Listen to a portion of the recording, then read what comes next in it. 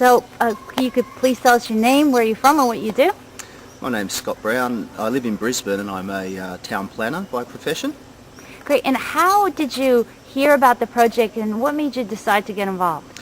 I saw the project advertised in the Australian newspaper, and what really piqued my interest in it was the role that I play as a town planner looking at establishing sustainable urban settlements and the plight of the potential climate refugees as a result of sea level rise and mass population displacement in the Australia Pacific. And I think that Australia has an ethical and moral obligation to actually assist in whatever way it can to make sure that the environmental impacts and the social and humanitarian impacts of climate change are dealt with in a way that is going to enable the retention of cultural identity and to be respectful of these cultures and populations that are going to be impacted upon by sea level rise.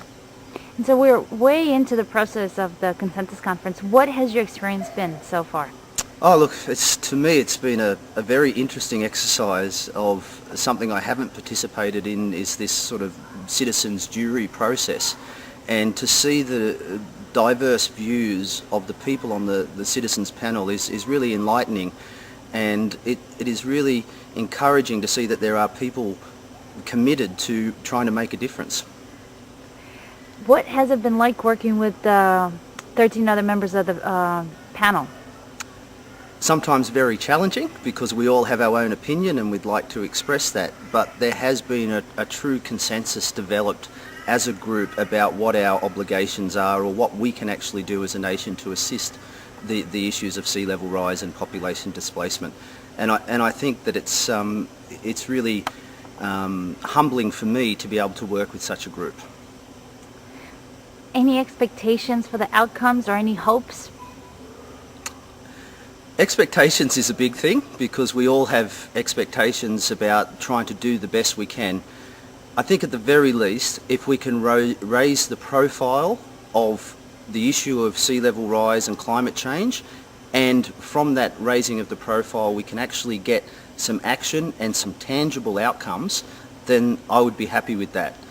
In terms of reaching the full expectations I have, then I think Australia can take a lead role in dealing with climate change in terms of emissions trading, in terms of population displacement and immigration issues, in terms of international legal issues associated with climate refugees that aren't currently dealt with through UN conventions.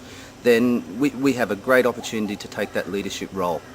You are natural. That was great. Any last words you'd like to share?